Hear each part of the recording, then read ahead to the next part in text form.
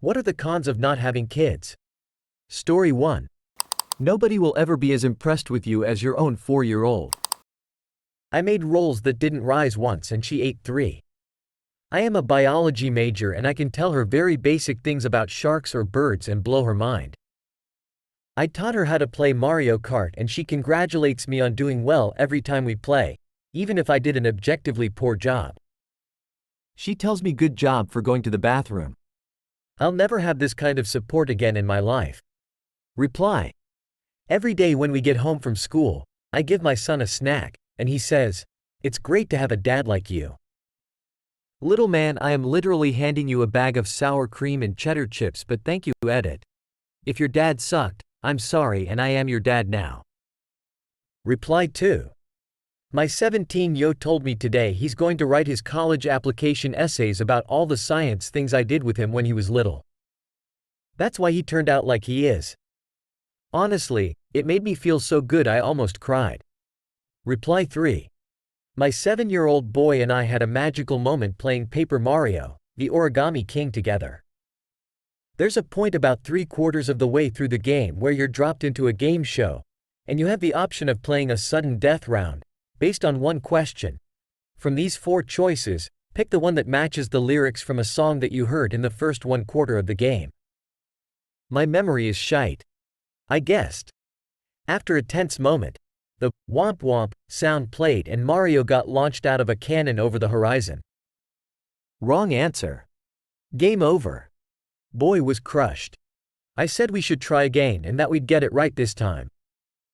We replayed up to the game show again. Again, we got a question, about a different song this time.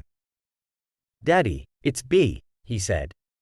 I'm pretty sure it's C, I said. No, it's B. I know it's B. The clock was ticking down to 0, we had to guess. Okay, buddy. I hit B. A tense moment later, the screen burst into fireworks and applause. Immediately, I leapt out of my seat, laughing and overjoyed, and gave him a huge hug. He beamed like the sun with happiness. We celebrated together that he'd gotten it right. About once every 3 months, he brings up that game show, and I tell him how proud I was of him, and we share a moment of joy together. Story 2. You don't have the same perception of time. When I run into a friend and his kids have aged 10 years, you realize how old you are. Reply. The days are long, but the years are short. Reply 2. I have a 2-year-old and it's crazy how she's now a proper child versus baby. It really feels like yesterday she couldn't turn over or hold her head up by herself. You've never felt more important than holding hands with a 2-year-old on the way back from school, or something similar from my favorite book, Anxious People. Reply 3. Have an 18-month-old girl and couldn't agree more. Picking her up from nursery is comfortably my favorite part of the day, watching her run up to me arms wide open and smiling. Add to that her vocabulary exploding and getting a personality, this period feels so special. Story 3. It's hard to explain. The special moments with kids. Something so mundane can happen that just grabs your heart and makes you wish harder than you've ever wished for anything before, that you could freeze time and just stay in that moment with your child forever. Like the other day. My 17-year-old son can be your typical crunchy teen, and sometimes he's such a tough nut to crack. You know, it's pretty common to think teens don't care about anyone. But I've just learned recently that I'm sick, and just like everything, it's hard to know how he feels. I was taking a nap the other day and I woke up to him hugging me. He must have been checking on me and saw me sleeping and just wanted to hug me for some reason. It was like he was little again. Those are the moments. Reply. My girlfriend has kids that I've known for a while before we started dating, so we have a pretty cool relationship. My mom was fostering a dog for about a year and my GF decided to adopt her and finally brought her home today, and the kids went absolutely mental.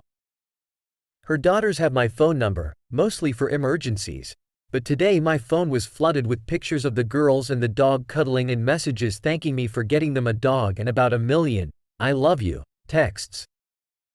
I normally hate when my phone goes off because I don't particularly like talking on the phone or texting. Today was different and damn near made me cry about a dozen times. Best day in a long while, and I plan on having one of the pictures framed and kept in my office to look at when I'm having a crappy day at work. I've never wanted kids, but these girls make me want to be a better man, as absolutely fucking cheesy as that sounds. Story 4. If you are an introvert, you can make new lasting friends from parent groups because you have a lot of child play date activities. It's not something that should be looked down on because even quiet autistic fathers get to socialize with the pretext of attending children's events along with their wife. Reply. I chose not to have kids, and honestly I'd say this is the biggest con to me. Making friends as an adult without kids is nearly impossible. You don't meet people through school functions, etc.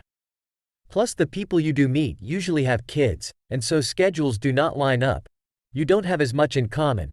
People you like with kids are often very busy, understandably, of course, and are much harder to make plans with. Reply 2. Agreed. As a child-free adult in their 30s, my friends are all either a decade younger or a decade older than me. Finding friends is more difficult. The younger friends want to go out later, and the older ones just don't always relate as well. It's a gray area for my age group. Story 5. You aren't constantly distracted, so the existential dread creeps in. Lol.